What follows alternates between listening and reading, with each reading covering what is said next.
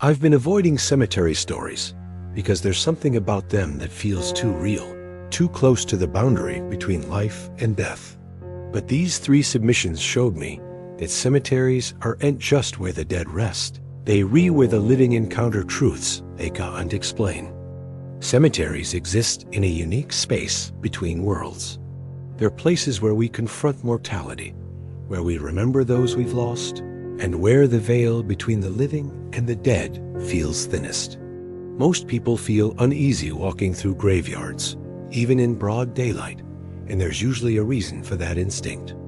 Tonight's 3 stories come from people who spent time in cemeteries for various reasons: work, research, art, and discovered that the dead aren't as silent as we'd like to believe. What you're about to hear will change how you think about these sacred spaces and the spirits that may still linger there.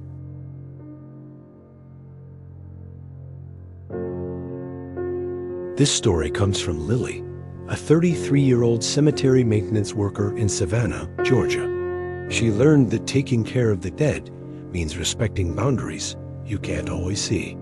I've worked at Laurel Grove Cemetery for almost 5 years. It's one of Savannah's historic cemeteries, established in 1850, with over 30,000 graves spread across 125 acres. My job is to maintain the grounds, mowing, trimming, cleaning headstones, making sure the cemetery stays beautiful and respectful.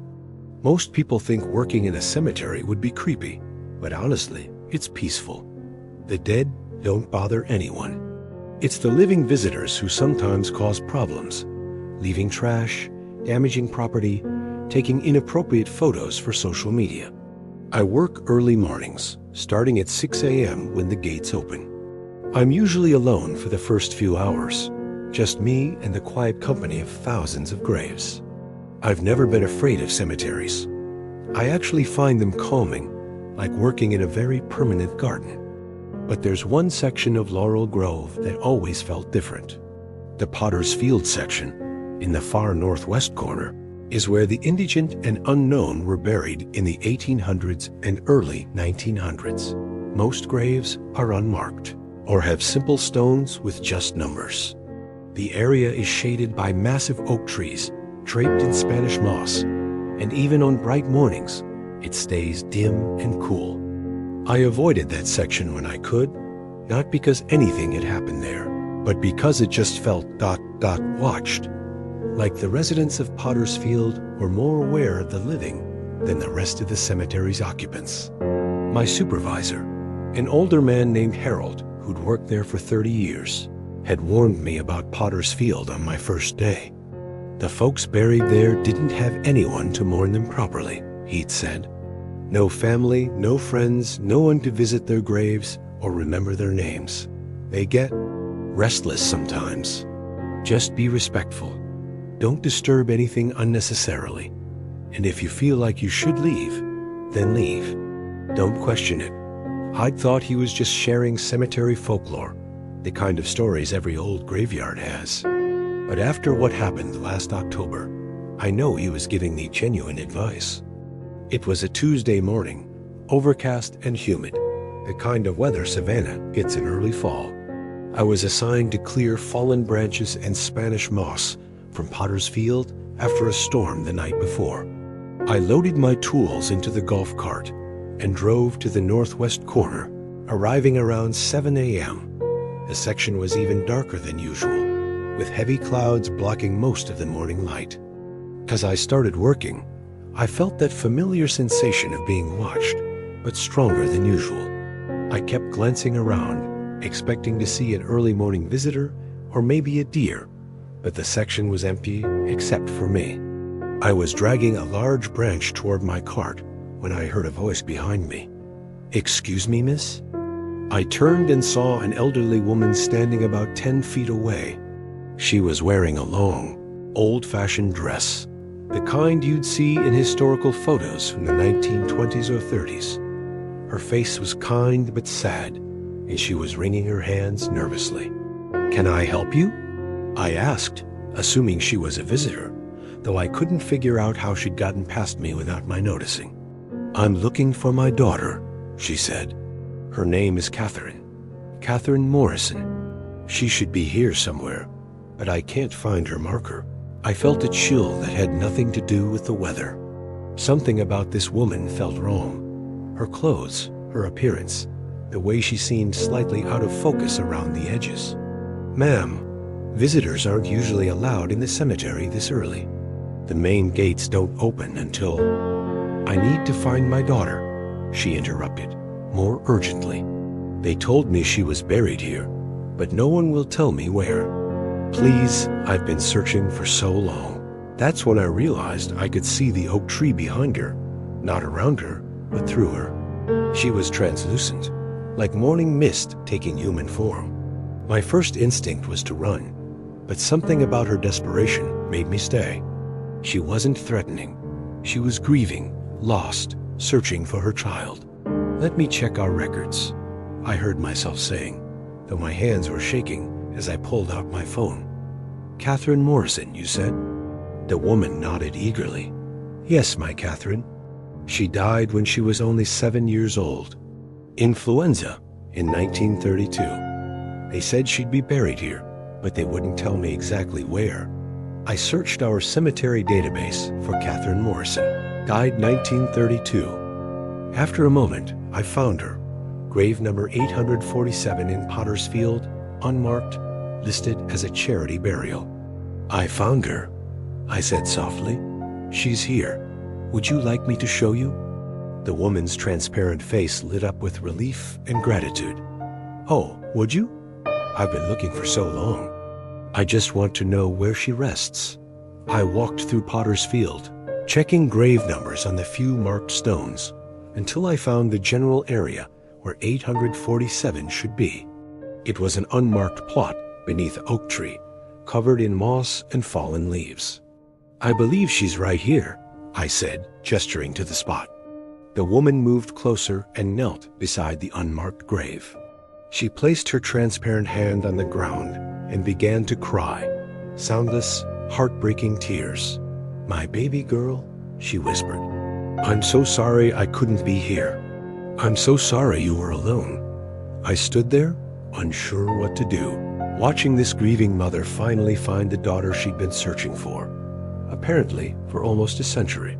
After several minutes, she looked up at me. Thank you. Thank you for helping me find her. I can rest now. What happened? I asked gently. Why couldn't you find her before? I died shortly after Catherine, she explained. Different hospital, different burial. I didn't know where they'd taken her. I've been searching this cemetery for, I don't know how long. Time works differently for us. But now I can go to her. Now I can tell her I never stopped looking. The woman stood and placed her hand on my arm. I couldn't feel physical touch, but I felt something: warmth, gratitude, peace. You're kind to help the forgotten ones, she said. Many people who work here just see graves to maintain. You see people who mattered. That's a gift. Then she faded, like morning fog burning off in sunlight, until she was gone completely. I stood there for a long time, staring at grave number 847, thinking about Catherine Morrison, who died at 7, and her mother who'd searched for her across the boundary of death itself. When I got back to the maintenance building, Harold took one look at my face and nodded knowingly. Potter's Field? He asked. A woman looking for her daughter, I confirmed. That'll happen sometimes. The ones buried there, they didn't get proper goodbyes. Sometimes their loved ones come looking, even after death. You helped her? I found the grave she was looking for, Harold smiled. Then you did good work today. The forgotten ones appreciate being remembered, even if it's just for a moment. I went back to Potter's Field later that week with a small stone marker I purchased myself. I had it engraved with Catherine Morrison, 1925 to 1932, beloved daughter, and placed it on grave 847. It felt like the right thing to do, to give this forgotten child a name, to let anyone who passed know that someone had loved her enough to search for her across death itself. I've never seen Catherine's mother again, But Potter's Field feels different now. Less watched, more peaceful.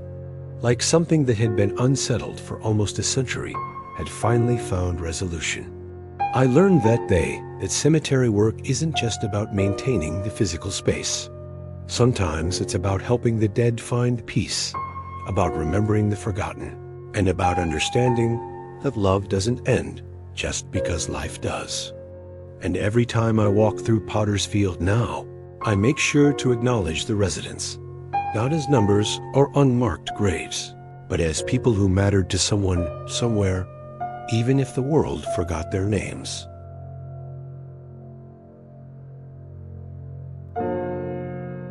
This story comes from Warren, a 45-year-old amateur genealogist who spent years researching his family history in cemeteries across New England. He discovered that some ancestors are more interested in making contact than others. I've been researching my family tree for about 8 years, ever since my father passed away, and I realized how little I knew about our family history. My research led me to dozens of cemeteries across Massachusetts, Connecticut, and Rhode Island, photographing headstones, documenting burial locations, and piecing together generations of family connections.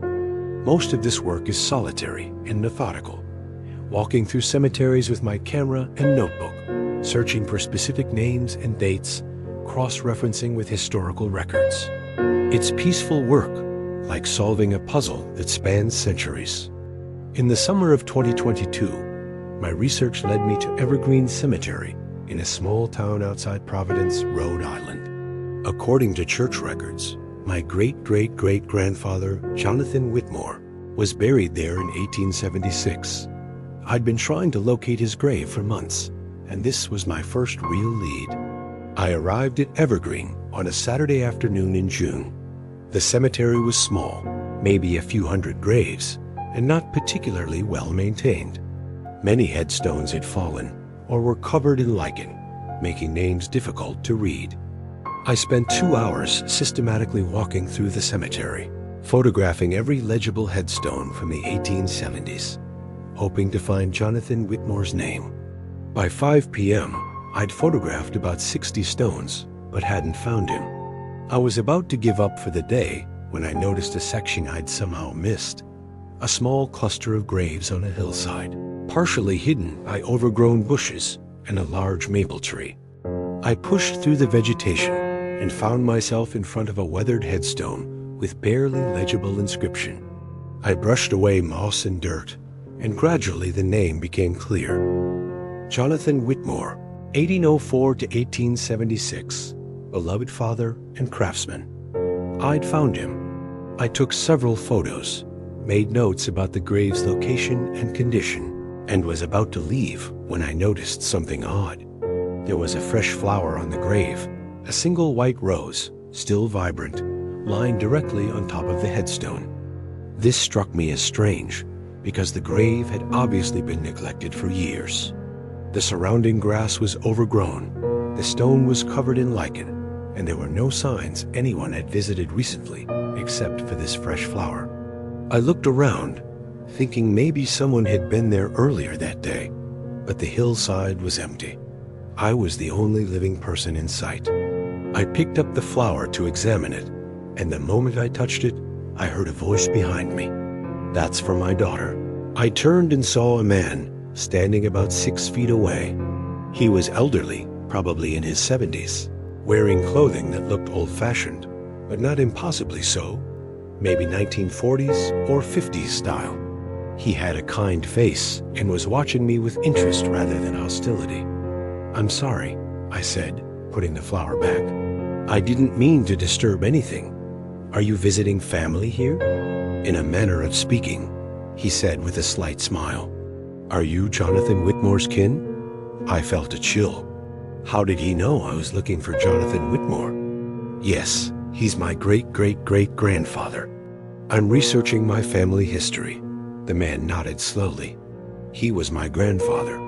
That would make us cousins of some sort, I suppose. Several generations removed." I did quick mental math.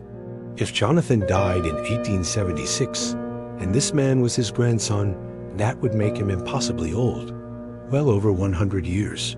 But he looked maybe 70 at most. "I'm Warren," I said, extending my hand. He looked at my hand, but didn't shake it. "Robert Whitmore. I used to visit grandfather's grave regularly, before ...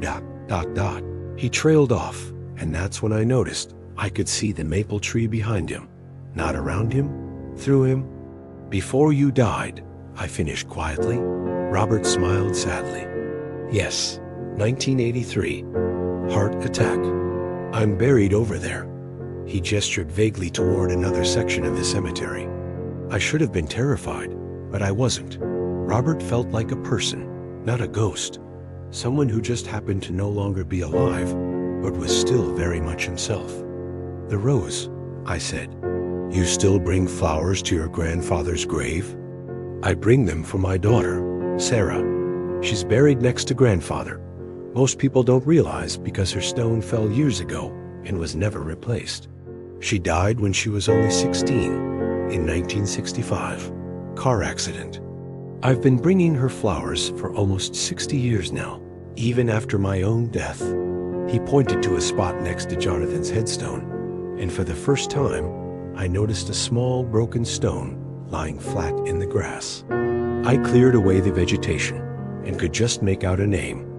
Sarah Whitmore, 1949 to 1965. "I never knew about Sarah," I said. "She's not in any of the family records I found. Her mother and I divorced after the accident," Robert explained. "The family sort of scattered. Sarah got lost in the genealogy, I suppose. Forgotten by everyone except me." I spent the next hour talking with Robert about our family history. He told me stories about Jonathan that weren't in any historical record. What kind of man he was, how he built furniture with his hands, how he loved to tell stories to his grandchildren. Robert also told me about Sarah, her love of music, her dreams of becoming a teacher, how the accident had devastated him so completely that he'd never fully recovered. "I stay here because of her," Robert said simply. "I could move on, I think, but I can't leave her here alone and forgotten. Someone needs to remember Sarah existed, that she mattered." As the sun began to set and the cemetery grew darker, Robert started to become more transparent, like he was harder to maintain in the fading light. "I should go," I said, "but I want you to know, I won't forget Sarah. I'll add her to the family tree. I'll tell her story." Robert's face showed such relief and gratitude that I felt tears in my own eyes. "Thank you, Warren. That means more than you know. Tell them she was kind, she was smart, and she was loved. Tell them her father never stopped grieving her, never stopped bringing her flowers." "I will," I promised. Robert started to fade like smoke dissipating in wind. His last words before he disappeared completely were, "Thank you for remembering us." I left the cemetery as it was closing and spent that evening updating my family tree to include Sarah Whitmore and her father Robert. I wrote detailed notes about Sarah's life, her death, and her father's dedication to her memory. I also contacted the cemetery management and arranged to have Sarah's fallen headstone replaced with a new one, paying for it myself. The new stone reads, "Sarah Whitmore, 1949 to 1965, beloved daughter, forever remembered." When I returned to Evergreen 2 months later to see the new headstone, I found another fresh white rose lying on top of it. And next to the rose was a small note in handwriting it seemed to be from another era. It said simply, "Thank you for giving her back her name, Robert." I visited Evergreen several times since then, and I always find fresh flowers on both graves, Jonathan's and Sarah's. I've never seen Robert again, but I like to think he's still there, still keeping watch over his daughter and his grandfather, grateful that someone finally remembered they existed. My genealogy research taught me that family trees aren't just about dates and names on certificates. They're about people with stories, with loves and losses, with connections that sometimes transcend death itself. And sometimes, the most important work we can do for our ancestors isn't just recording their existence, It's making sure they're never forgotten, that their stories continue to be told, and that someone, somewhere, still says their names with love and remembrance. Sarah Whitmore mattered. Robert Whitmore mattered. And now, because of a chance encounter in a cemetery, their stories will live on in my family history, passed down to future generations who will know that love, dedication, and remembrance don't end when our hearts stop beating.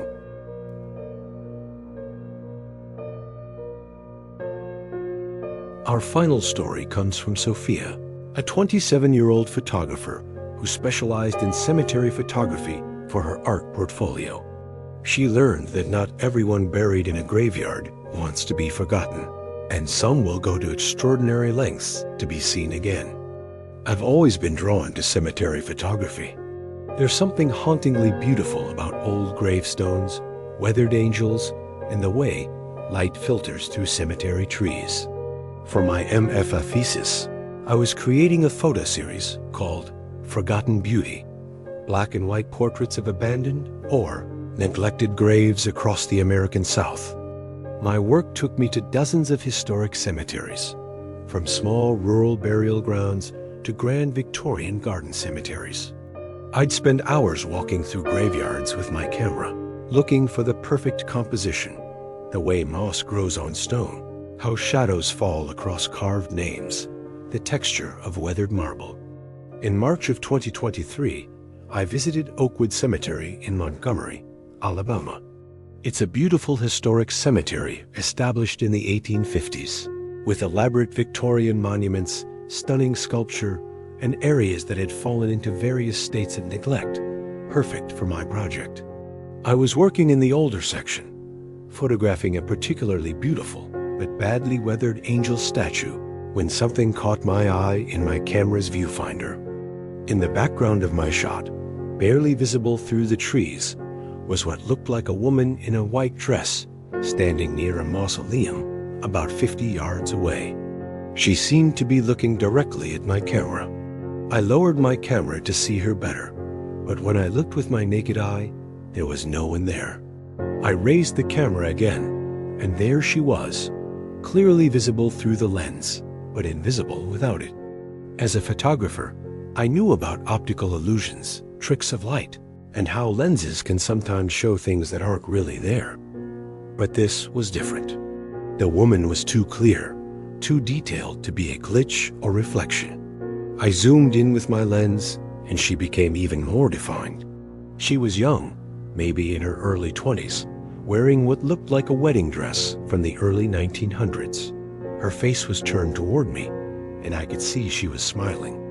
Then she raised her hand and waved.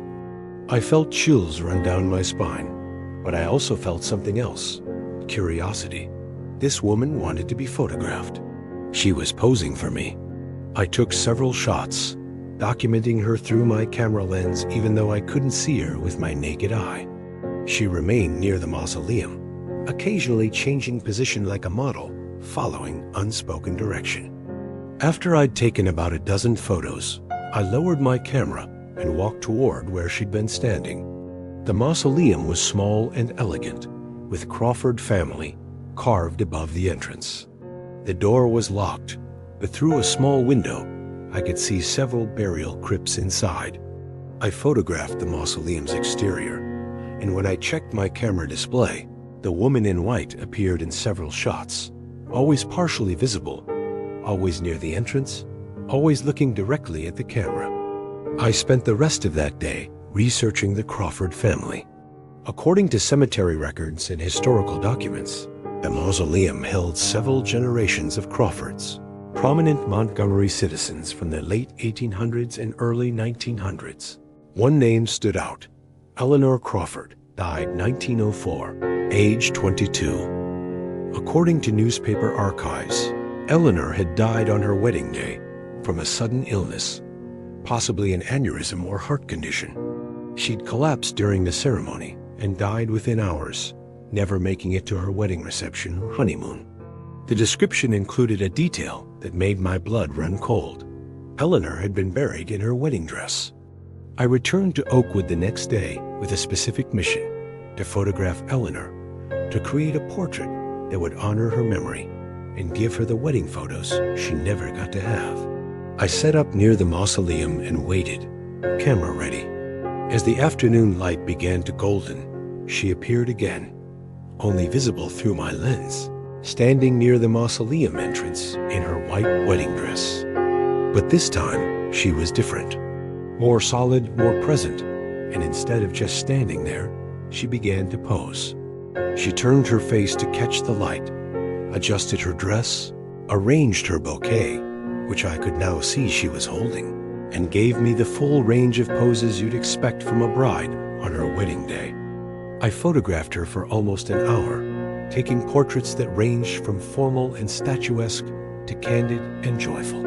Through my lens, I could see her laughing, smiling, looking every bit like a young bride, celebrating the happiest day of her life. When the light began to fade and she started to become less visible even through my lens, she gave me one final pose, a direct gaze at the camera with a smile of pure happiness and gratitude.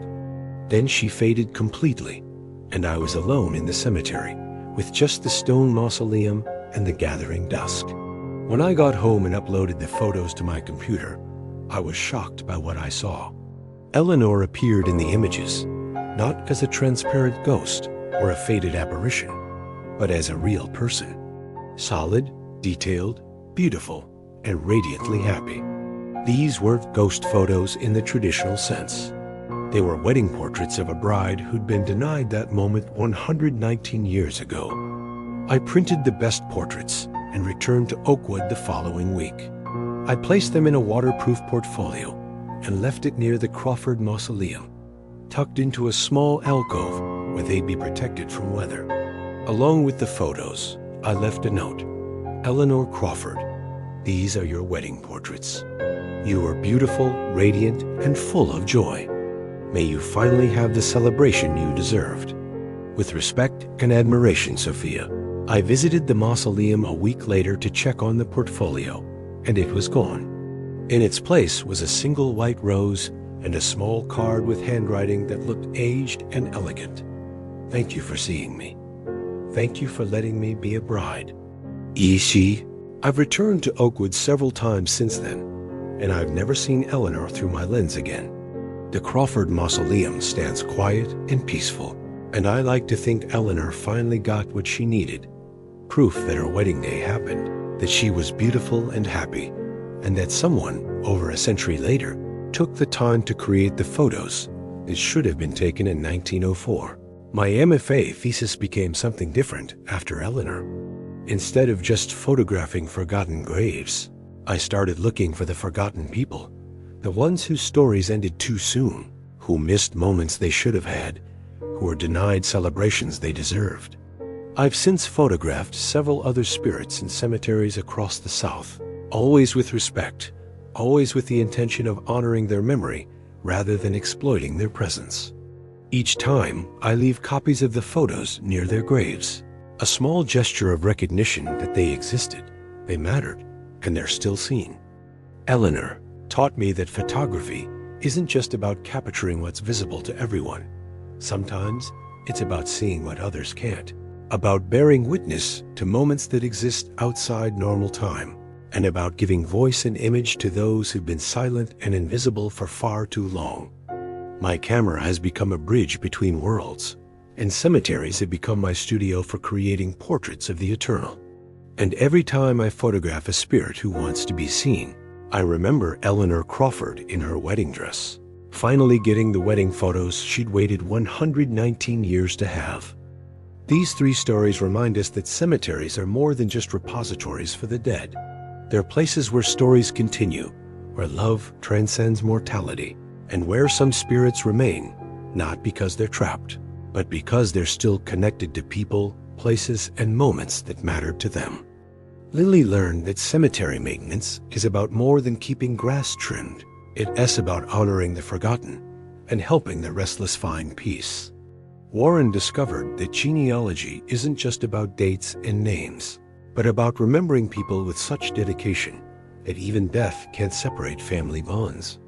And Sophia found that her art could serve a higher purpose, giving image and recognition to those who've been invisible and voiceless for generations. The next time you walk through a cemetery, remember that you're not just among graves. You're among stories, relationships, and lives that continue to echo across time. Treat these spaces with respect, acknowledge the people who rest there, and understand that sometimes the dead aren't silent. They're just waiting for someone to listen, to remember, and to care.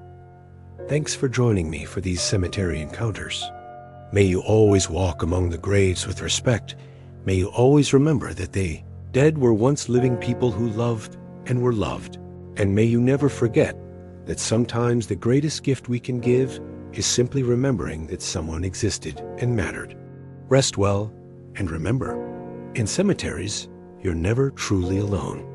The dead may be sleeping, but they're also watching, hoping, and sometimes still reaching out to make one last connection with the living world they left behind.